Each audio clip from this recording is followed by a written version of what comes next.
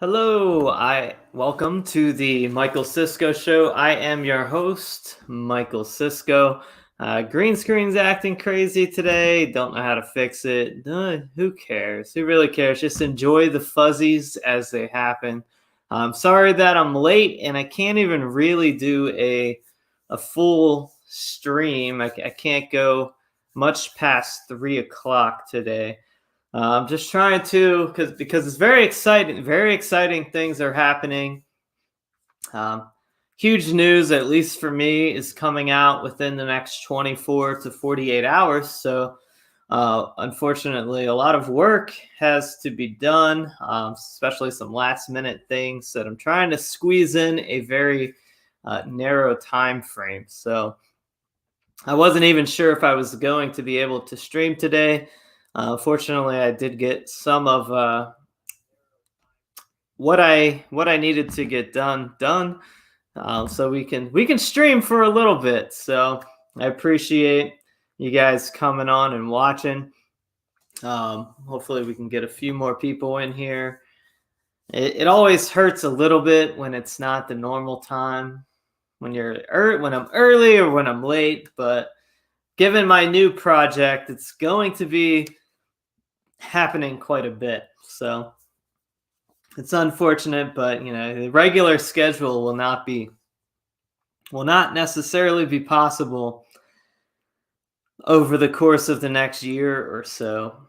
But it's okay. I'm still going to be streaming. The Michael Sisco show will go on, and we might even get more viewers. It might explode soon. So, like I said, big news coming out in the next 24 to 48 hours. If you participate in the Telegram voice chats on Sunday night, you may have got a little bit of a scoop, but the guys promised in the chat that they wouldn't leak any information on it. So, but yeah, don't forget to tickets are starting to sell pretty quickly for the Trad Forum.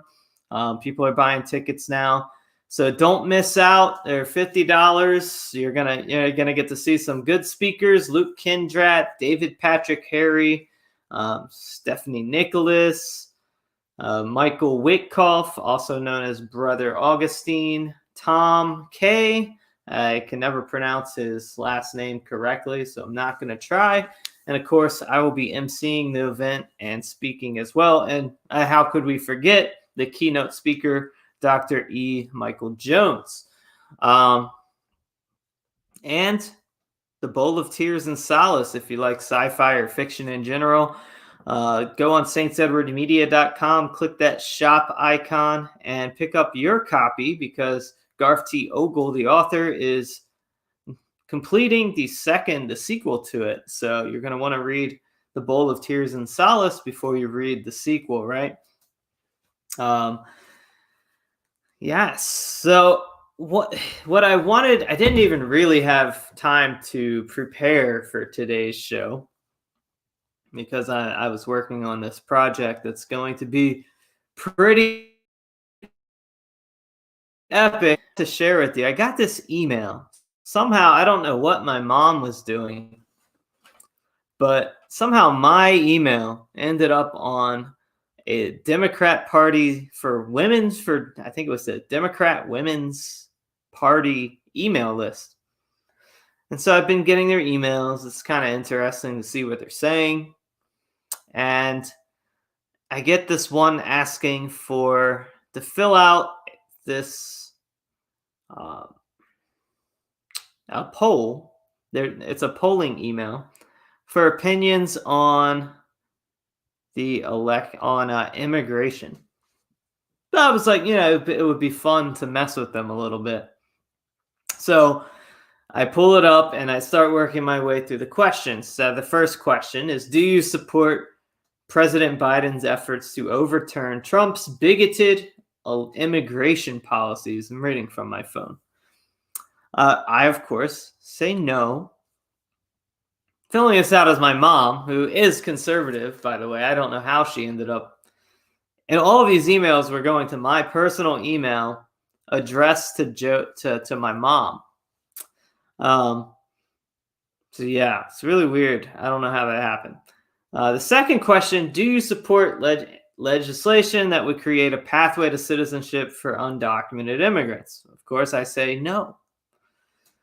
And so it seems like it's an honest.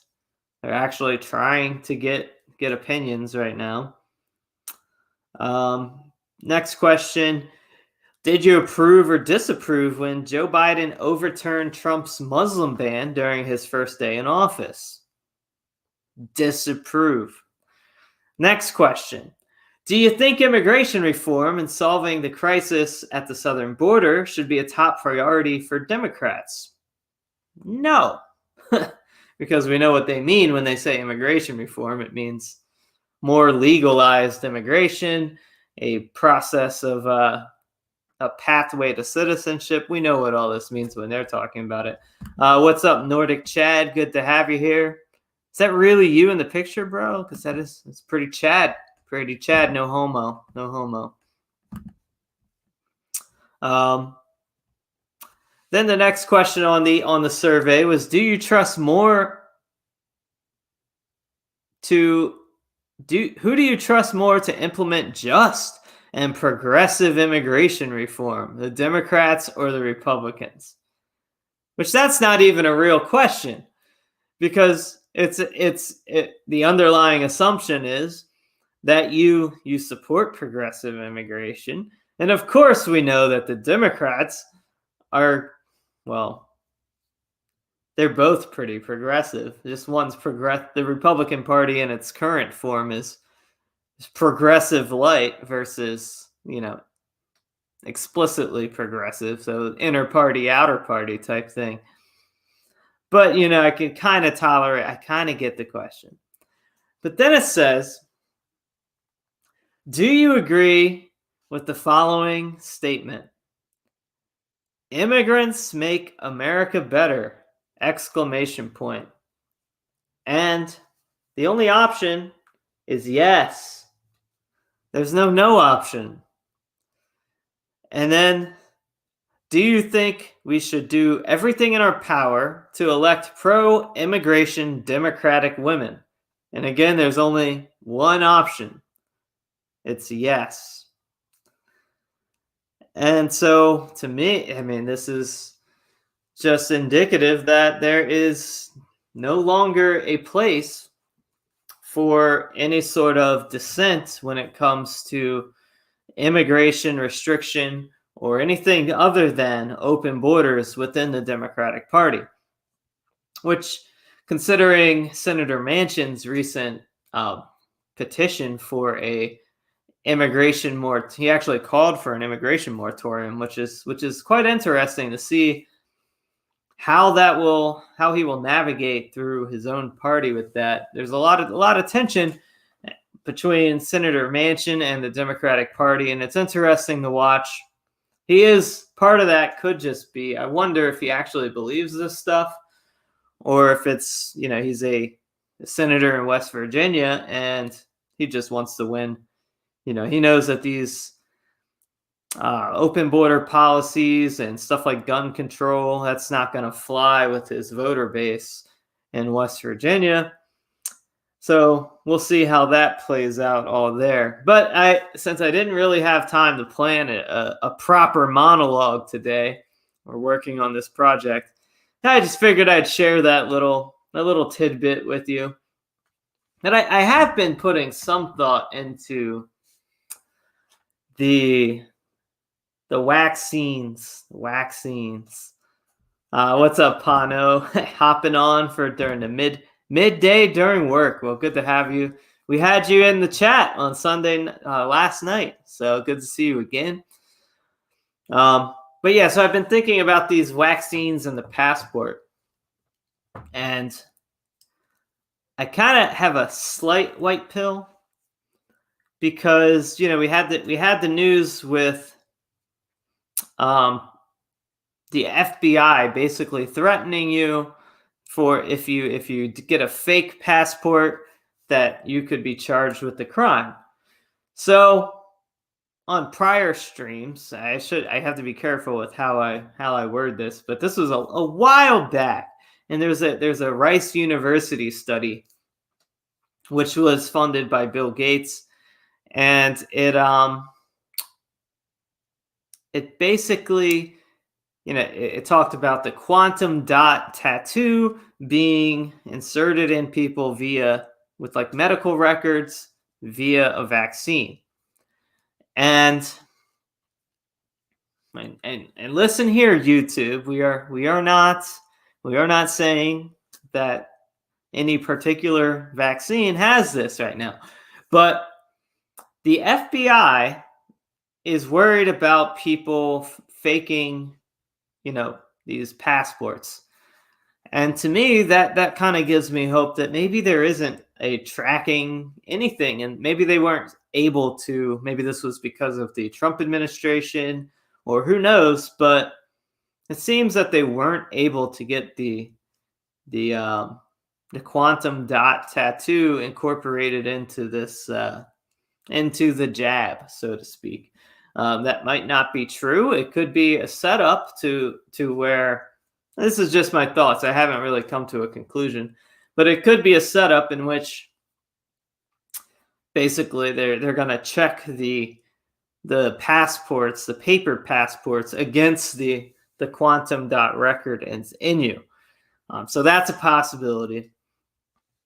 So of course, anyways, we are resisting. We are not getting this because, as we know, our religion literally teaches us that there will be a mark from the beast that is required to either buy or sell. And what are they telling us with these passports? They're telling us that we will need them to participate in commerce. So, no says Dissent is only an aroma around leftist hippies. Yeah. Pano says, sorry, I stumbled my words last night. Sleep deprived. I didn't notice. So, slept like a rock. Glad you got some sleep. Don't forget to support the show, guys. The Entropy link is pinned to the chat. So, good to have you. I know it's going to be a shorter show and, kind of late, but later than usual. Anyhow, I had to, like I said earlier, I had to get some stuff done. We have big news coming out in the next 24 to 48 hours. I'm excited. I wish I could tell you all, but unfortunately I can't. I just can't. We can't do it because then it would just take away from the announcement. When we make the formal announcement and we launch this project, we need that to be the first time that you've heard about it, because then you'll be like, oh yes, let's go. So we are going to get to the news in 1 second. If you haven't already, get your tickets for the Trad Forum on June 12th in Argos, Indiana. The link is in the description. Tickets are beginning to sell at a much faster pace than they have been. So don't miss out on your opportunity to see Dr. E. Michael Jones, Luke Kindrat, brother Augustine / Michael Witkoff, among other speakers. And yours truly. Pano says the stabby might not be the mark of the beast, but in Orthodoxy we view the prophecies in the book of Revelation as cyclical. They repeat more intensely until the end of the world. Yeah, I agree with you. It's like I said, if it's not the mark, it is a mark. And it's definitely coming from the beast, to be sure. I think when you look at, I think the numbers that were used in Greek were code referencing a certain emperor, I believe, or some political figure. I don't quite remember offhand. But let's go ahead and get to the news. If you want to do a call in, it is $10 via Super Chat, preferably through Entropy, not YouTube. I'm going to drop that link now, both here and in Entropy. Let me just make sure I put $10 on Entropy. Last time we had the CEO of Entropy, well, the director of Entropy, hop in. And I was like, I don't see a super chat. But once I realized who he was, of course, I wasn't going to keep the director of Entropy out of the live stream. He was actually wrong though on one. He thought that Odyssey was owned by Google. It is not. It was actually a different company of the same name. I think a different spelling though. Soon, so Odyssey has gone live with the live stream feature. So as soon as I can tell, we will be accepting, or we will be switching. I'm gonna stop streaming on Trovo, and we're gonna replace that with Odyssey.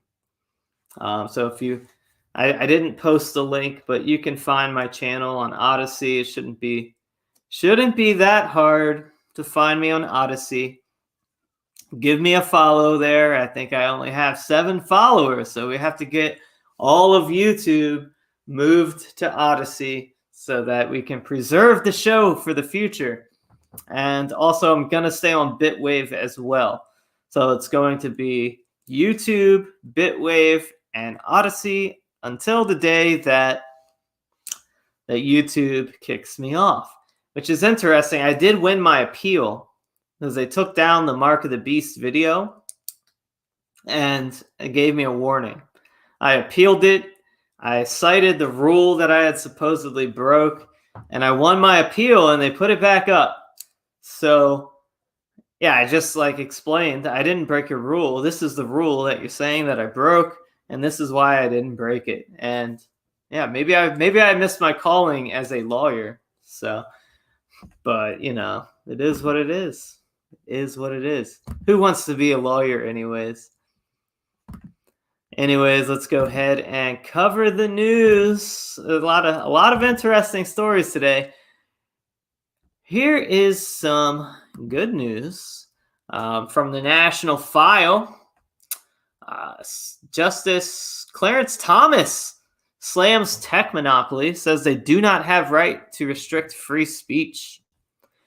Supreme Court Justice Clarence Thomas delivered a damning condemnation of big tech megacorporations' decision to censor free speech on Monday, noting that monopolies such as Facebook and Twitter do not have the right to ban voices they disagree with from the internet with zero accountability. Digital platforms provide avenues for historically unprecedented amounts of speech, including speech by government actors, Thomas noted. Equally unprecedented, however, is the concentrated control of so much speech in the hand of a few private parties. The justice added, "We will soon have no choice but to address how our legal doctrines apply to highly concentrated, privately owned information infrastructure such as digital platforms."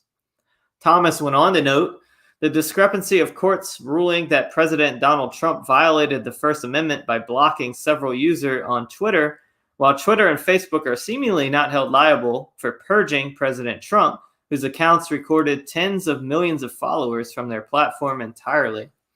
A person always could choose to avoid the toll bridge or train and instead swim the Charles River or hike the Oregon Trail, Thomas said, in reference to the near monopoly big tech giants have on the digital marketplace. But in assessing whether a company exercises substantial market power, what matters is whether the alternatives are comparable. The justice wrote, in many ways, digital platforms that hold themselves out to the public resemble traditional common carriers. Though digital instead of physical, they are at bottom communication networks and they carry information from one user to another. If part of the problem is private, concentrated control over online content and platforms available to the public, then part of the solution may be found in doctrines that limit the right of a private company to exclude, Thomas concluded. Thomas' statement has been hailed as a major blow against big tech's bid to restrict political speech. So this is good. Definitely a positive development here. And hopefully we can actually get a ruling from the Supreme Court on this. I know that Laura Loomer has some cases that will be reviewed by the Supreme Court. They are still considering taking up the case. And I think that would probably be the actual case that overturns anything or actually makes a decision that is binding. Of course, we can't rely on the Supreme Court, as we know. We have to keep pursuing other avenues of activism, other branches. We need obviously, we're not going to get any help from the current executive, but we do have a legislature. I know that the phone company, libertarians like to use the whole, but they're a private company, right? And that was actually an issue broached, I believe, with the phone companies, like telecommunications. But now they are governed as utilities because they are, in fact, monopolies. So, like the justice pointed out, this is a bit of a different situation. They're not just private companies; they are mega corporations that hold the monopoly on social media, and they hold a monopoly on speech for the most part because they control the avenues of modern day speech and how to reach the most amount of people. So it'll be I'd keep an eye on that and how that all goes. Well, I'll keep you posted. This story here, I'm sure none of you really care, but I care because I grew up a lifelong Baltimore Oriole fan, Major League Baseball. I played baseball all my life. I played in college. Last season, I didn't watch a single baseball game. And the reason why was the BLM stuff, the promotion of Black Lives Matter.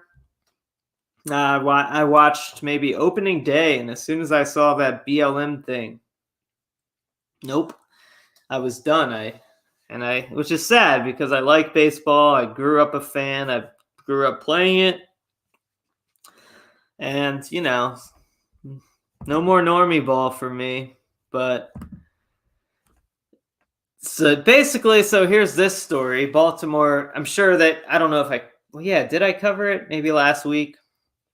With Major League Baseball has moved the AllStar game out of Atlanta because Atlanta passed their laws to secure the elections, which they're calling voter suppression, right? So not being able to cheat and commit fraud is voter suppression. But anyways, Baltimore Mayor Brandon Scott, who's a terrible mayor. I'm from Baltimore. He's a new mayor, but he basically destroyed the restaurant industry in the city by even closing the curbside outdoor dining option. Like, he just shut it all down when the rest of the state was starting to open up, expand, lift restrictions. He shut it down even more. So screw Brandon Scott. But anyways, this guy and the Orioles CEO, John Angelos, who's unfortunately Greek, sorry, Pano, support the woke MLB's decision to move the All-Star game from Atlanta.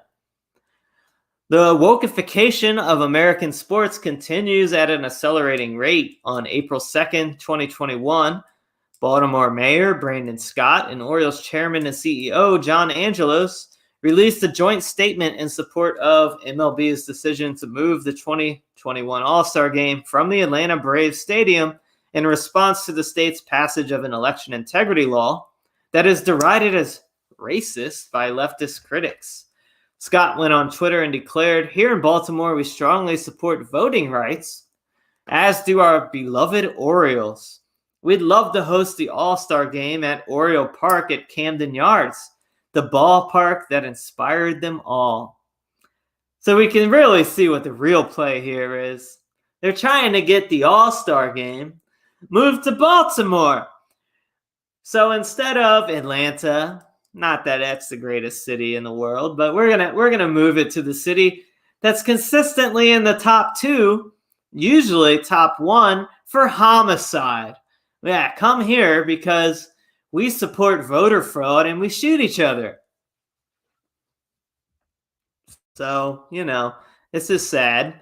The joint statement declared the Orioles organization joins the city of Baltimore in support of today's decision by MLB to relocate the 2021 AllStar game and the MLB draft. As the birthplace of civil rights icon Thurgood Marshall, we stand united with Commissioner Manfred in denouncing this malicious legislative effort to suppress voters in Georgia and other state legislatures. So, taking measures to prevent fraud is voter suppression. These people are intolerable.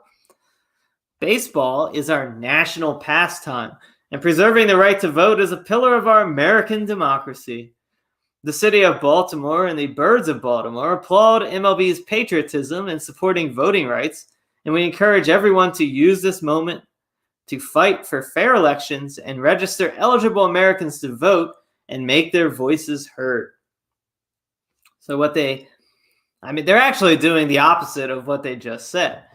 Because if conservatives can't vote, if we can't be sure that our votes count, if we can't trust that our elections are real, that the results are valid, well then we're disenfranchised and we've essentially lost our right to vote because the vote means nothing. Because the only votes that count are the people who are better at cheating, which is, of course, the criminals on the left. Because, they are criminals. They enable criminality at every turn with open borders, infringing on the rule of law. Not that you guys know me, I'm not like worshiping the Constitution, but the Constitution's there and that is the rule of law. And since it is the rule of law, we should abide by it. And they don't care. They don't follow that. So Major League Baseball wants to disenfranchise 74 million Trump supporters, many of whom enjoy baseball, want to go and watch baseball games. But, we are, the new American pastime is boycotting baseball. That's the new American pastime. Screw you, Major League Baseball. Screw you, Baltimore Orioles. As a lifelong fan, I now disavow the team. I know you're I think my dad texted me and said that you're 3-0 now, but I hope you're always perpetually last place. You'll never win a World Series because you suck, and you probably won't even after sucking up to the MLB.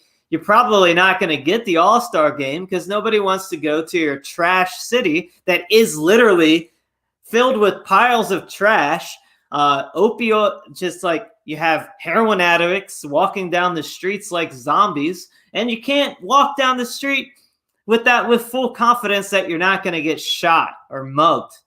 So screw you, Baltimore, and screw you, Major League Baseball, and screw you, Angelos, because let me tell you a secret about Angelos.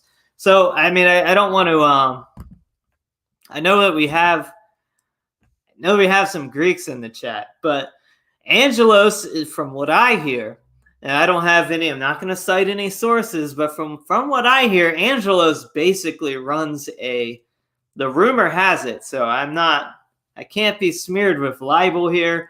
Rumor has it that Angelos is kind of the big man for the Greek mafia in Baltimore. And so a lot of the drugs that come into the city are coming in through the ports, and a lot of the money that goes into Baltimore, to the Baltimore school system, and disappears, and the schools are still crappy. And the reason why it's one of the highest funded school system in the country, but the lowest performing, a lot of that might have something to do with little old Peter Angelos there. So don't ask me how I know these things, but I am from Baltimore. I do know quite a bit about the city and some of the ins and outs. So a lot of the corruption there is directly tied to Angelos and the Greeks. That's not to say I'm not bashing Greeks. I'm bashing the Greek mafia that runs good old Baltimore City. The crime element there is basically all Angelos related. So Well, rumored to be. Let me clarify. Rumored to be. I have no malintent here. I'm just and good old Angelos is technically a public figure, so this information is in the public interest. But a good old journalist, somebody should start doing some digging into Angelos and his ties to Baltimore City corruption. That would be good for a journalist to start digging into. Kevin McClain says, so The Wire was accurate. Yeah, The Wire is pretty darn accurate. Alex Wise says, well, the Greeks are people too. Yeah, I'm not Greek bashing. I'm just talking about the specific situation there in Baltimore City. I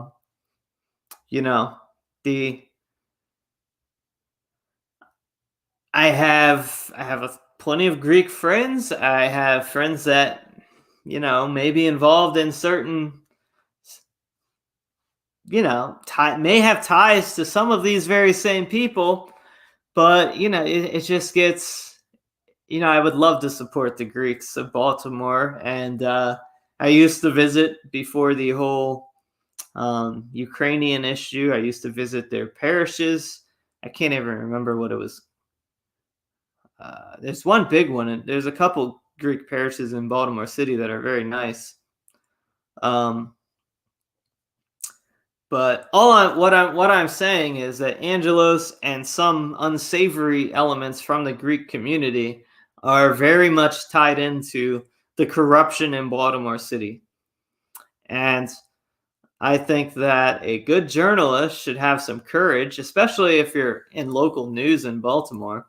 If you're a local journalist in the city of Baltimore that cares about the well-being of your city and you don't want to live in a hellhole anymore, well, maybe you should look into that. So it's the elephant in the room in Baltimore. It's not all we can sit here and we can blame demographics and we can blame all of that, but unfortunately, there's more problems that with some very powerful people in Baltimore City that contribute to a lot of those other problems. So, and it's really not fair to anybody in the city. And I love I'm being very harsh on Baltimore. I love Baltimore. It's my home city. I love going back to visit and eating crabs, Maryland crabs. There's nothing like it. Crab cakes. And I have many friends in town, and I used to love going to ball games. Alex, the Sicilians Baltimore is so the old mafia groups, they had territories. Baltimore was not Italian territory. Baltimore is Greek territory as it relates to the old mafias, the Prohibition era mafias that developed based along ethnic lines usually. Baltimore was solidly Greek and is still in Greek control. So at least when it relates to such criminal enterprises. So I'm not just making wild claims. You guys can dig into this yourselves. So let's close these tabs. We covered those stories. Suicide rate. This is from the Epic Times. This is interesting. I kind of want to dig in here. Suicide rates supposedly fell to a 5-year low in 2020, but COVID-19 and overdoses may mask the true figure, say experts. Hey, somebody commits suicide. COVID death. I guarantee you that's what really happened. New data shows suicide deaths across the U.S. dropped in 2020, though the full picture remains unclear, say experts who worry that a sharp rise in fatal drug overdoses and possible cause of death misclassification in people who had COVID-19 at the time of their suicide may be masking the true number.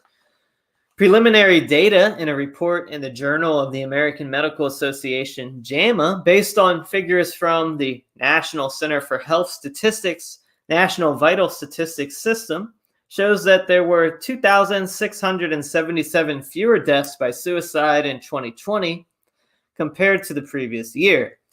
Even as the overall number of deaths in the United States last year grew by nearly 20%, deaths by suicide fell to a 5-year low of 44,834. This is down from 47,511 in 2019, blah, blah, blah, blah, blah, and up slightly from 2015. The JAMA report is based on preliminary death certificate data from the NCHS and VSS, with the final official mortality data to be published by the CDC later this year. Some are sure to see the data as surprising, given the many predictions that pandemic-related lockdowns would exacerbate mental health conditions and drive suicide rates higher. But subject matter experts say it's too early to jump to conclusions, and not just for the obvious reason that the data is preliminary and subject to change. The American Association of Suicidology, in a statement commenting on the newly released report, called it a very promising estimate, but that it hopes is an indication of a trend in lowered suicide deaths in the U.S. and an encouraging sign that suicide prevention efforts are bearing fruit. The association questioned whether misclassification and cause of death reporting left some suicides out of the equation. We do not know if some suicides are being masked by COVID deaths in 2020, meaning that some of those 2,677 plus thousand people would have died by suicide, instead died by COVID and or had COVID at the time of their suicide, and were characterized as such by coroners and medical examiners, the association said. Questions have been raised before about the accuracy of deaths due to COVID reporting, and given the fact that the JAMA report shows that most of the 17.7% rise in over-the-year deaths in 2020 was attributed to COVID-19. Even a small fraction of misclassification deaths could have an impact on the nominal number of suicides. The JAMA report indicated COVID-19 is the cause of death for 345,323 people in the United States last year. The Suicidology Association also wondered about another aspect, namely the surge in unintentional injuries, which were largely driven by drug overdoses deaths. After staying mostly flat around the 170,000 mark for 3 years, this number jumped 11% to 192,176 last year. So we can see what's going on here. I'll throw this last line out just as a public service. People struggling with suicidal thoughts or in crisis can call the National Suicide Prevention Lifeline at 800-273-8255 for free and confidential support, or visit the associated website for helpful resources, which, well, you're not here, so, but yeah, so we know what's going on. They're incentivized, the local municipalities, the hospitals, the coroners, they're incentivized monetarily to classify these as COVID deaths. So I have been saying from the beginning, I've been one of those people predicting an increase in suicides and overdoses. Obviously the overdoses are up very significantly. 11% is a lot. That's crazy. At least when you're talking about something like this, right? So I suspect that a lot of obviously I would be critical of these numbers. I think that many of them who committed suicide happen to have were marked either as COVID without having COVID, or they happen to have COVID at the same time, and COVID was listed as cause of death. So that's my take on it. But obviously, drug overdoses are up. It doesn't quite I mean, who knows how skewed this data is, with the official death toll count when you take into account the co-mortalities of other issues, like other underlying factors, like maybe something else was the cause of death. But if you have COVID, if you test positive for COVID, well, it's a COVID death. So I don't even believe the official 300 some thousand people dying from COVID. I just, it seems rare to me that somebody with just COVID is a fatality from COVID. So yeah, I think this is all lies, all lies. Suicide is not down. Drug overdoses are obviously up. I guess they can't fake the drug overdoses. Maybe that would be, there's probably some fraud going on there too. It's probably higher. The drug overdoses probably higher too. One last story, and then I really have to bounce. But don't forget to send a super chat, guys. We can, $10 and more, we can bring you on. I could really use your support, especially going into my next project. All the help that you give me, I'll be able to have more time to be more effective, both at this show and with my project that will be announced within the next 24 to 48 hours. Very, very exciting. I know you can see my excitement, but you can't quite feel it yet because you don't know. Some of you might know. Some of you close friends, you guys might know. But let's go ahead. Final story. This website is called the New Right Network, and they actually invited me to make some contributions exclusive for their show. So I might be writing some op-eds for them very shortly. And their content seems pretty cool, so I figured I would share one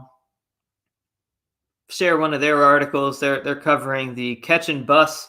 Thousands of freed border crossing immigrants are dispersing across America. This article from Todd Bensman. Charters and Greyhounds are delivering them where they want to go. Out of the stories out of Del Rio, Texas, on a recent evening with the night ahead looking long, an idling charter bus packed on a lot prepared to disperse a new kind of import through the American landscape. The bus and a small van nearby were packed with 60 or so mostly Haitian families fresh out of the Rio Grande for their illegal crossings. After testing negative for COVID and other processing, the U.S. Department of Homeland Security had given them legal documents and released them to a local non-governmental organization, the Val Verde Border Humanitarian Coalition, just blocks from the river in the South Texas border. For another day or so, a coalition of volunteers helped them arrange to wire in money for bus tickets and lodging in the cities to which the buses will take them. Like at least 20 other buses that had each carried 50 people in just the first 3 weeks of March, this one soon rumbled on to the long road from this Texas border town, carrying happy, chattering passengers to the new American lives in Orlando, Fort Lauderdale, and West Palm Beach, Florida, as well as Newark, New Jersey. So aside from New Jersey here, they're sending these people to conservative places so that they can shift the electoral balance once these people vote, right? Because they're not going to vote for conservatives because they're going to want to be able to keep these open borders so they can bring their families and their friends here, right? So I know everyone's like, oh, your immigration stance, that's not going to win over these natural conservatives because they're conservative, they're Catholics, and they're natural conservatives. Yeah, well, they're going to keep voting for the left because they want to bring all their friends over with mass immigration, and that's destroying the fabric of our country. That's not good. That's not, I'm not willing to sacrifice my just lay out my position on this just so that in the unrealistic chance that we can somehow talk these people into voting for us. Like we're going to compromise on this so that we can get stabbed in the back and just destroy our country. No, thank you. But yeah, apparently these buses they're just bussing them wherever they want to go. So I'm not going to read this. This is a long article. So I'm going to post it in the chat and let you guys read it. No says the term suicide is a word dripping with patriarchy. The new term is life change operation. Yeah. Into a new life in hell. That's right. That's right. That's correct. But hey guys, shoot me some questions while we're still streaming. I have, let's see. Actually, I don't really have much time, but let's go for like 5 more minutes. Do you guys have any questions for me before I close the stream?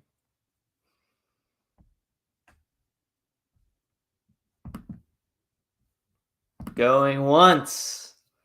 We're gonna do a count. 10. Now you guys are usually way more interactive. What's going on today? 1, 2, 3, 4, 5, 6, 7, 8, 9, 10. All right, we're obviously not getting any questions in. But hey, I might be back tomorrow, but I might not. We might have big news tomorrow, or the big news might be on Wednesday. We'll see. Just trying to do some last minute. Just make sure we have all our mise en place in place, but keep an eye out on my Telegram, on my Gab. It's at Michael Sisco on Gab. On Telegram, it is t.me/themichaelsisco. My new project will necessitate that I show back up on some of these big tech platforms, much to my chagrin. But some things necessitate that we do it. Denny's Ariel says, "What is a good town to look for property in West Virginia?" Well, I'm glad you asked. Our community initiative, we're trying to build a community in Chester, West Virginia, which is up in the tri-state area with Ohio and Pennsylvania. Plenty of jobs in the area, so I'm not sure what you do, but the economy is good there. You could also work in Pittsburgh if you had to. It's about 45 minutes away if you don't mind commuting.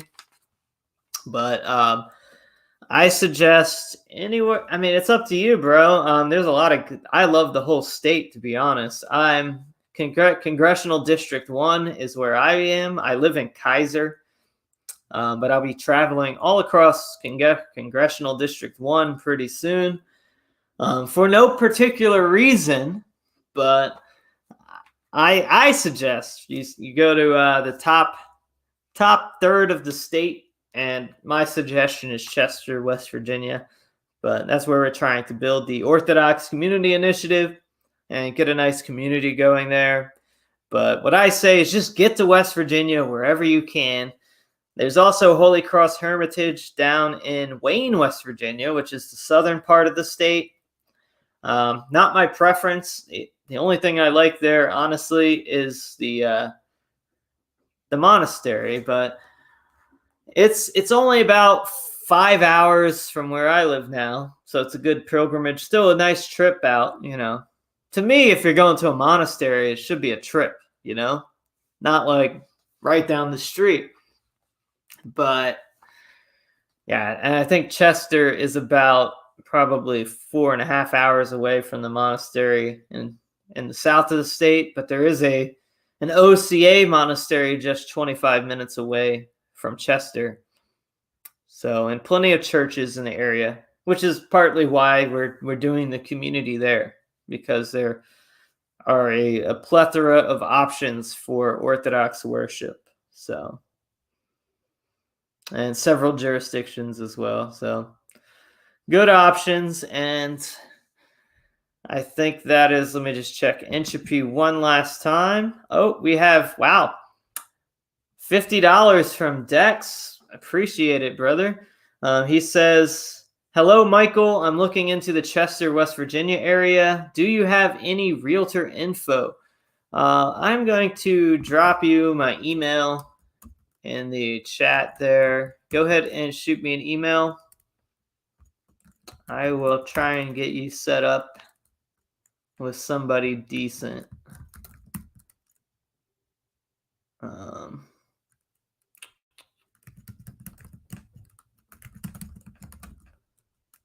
Let me go ahead and send that. Saints Edmund Media. All right. So yeah, we'll get you all squared away.